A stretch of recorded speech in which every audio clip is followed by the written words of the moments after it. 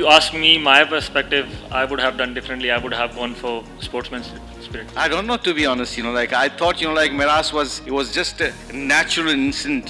Like to look out, to pick the ball and try to make him run out because he was outside the crease. সংবাদ সম্মেলনের কক্ষে বসতেই Salman agar মুখে ছিল কৌতূহলী হাসি। সামনে বসা সাংবাদিকদেরও একই অবস্থা। শুরুতে পরিবেশটা হালকা করতে পাকিস্তান দলের মিডিয়া ম্যানেজারও মজা করে বললেন, জানি আজ তোমাদের অনেক প্রশ্ন আছে।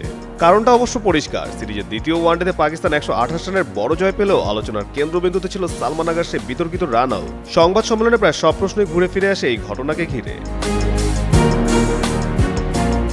পাকিস্তানের ইনিংসের 39তম ওভারে তখন মোহাম্মদ রিজওয়ান ও সালমান আগার জুটি ভালোভাবে এগোচ্ছিল। মেহেদী হাসান মিরাজের করা একটি বল রিজওয়ান সোজা খেললে মিরাজ পা দিয়ে সেটি থামান। নন স্ট্রাইকে থাকা সালমান তখন ক্রিজের বাইরে ছিলেন।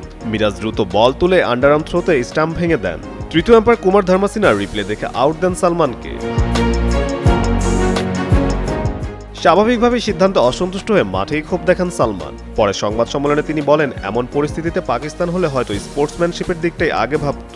তার মতে ক্রিকেটে আইন যেমন গুরুত্বপূর্ণ, তেমনি স্পিরিট অফ ক্রিকেটও বড় বিষয়। তবে বাংলাদেশের দৃষ্টিভঙ্গি ভিন্ন। দলের স্পিন বোলিং কোচ মুশতাক আহমেদের মতে মিরাজ কোনো ভুল করেননি। তিনি মনে করেন মিরাজ নিশ্চিত ছিলেন না সালমান কি করতে যাচ্ছিলেন, তাই সুযোগ দেখে রান আউট করেছেন। ঘটনার সময় প্রতিক্রিয়াকে হিট অফ দ্য মোমেন্ট বলে আখ্যা দিয়েছেন সালমান। ম্যাচ শেষে তিনি জানান মিরাজের সঙ্গে এখনো কথা হয়নি, তবে হবে। আরও জানান চিন্তার কিছু নেই, তাদের মধ্যে সবই ঠিক আছে। কাজী সাকলেন আহমেদ, যুগান্তর স্পোর্টস।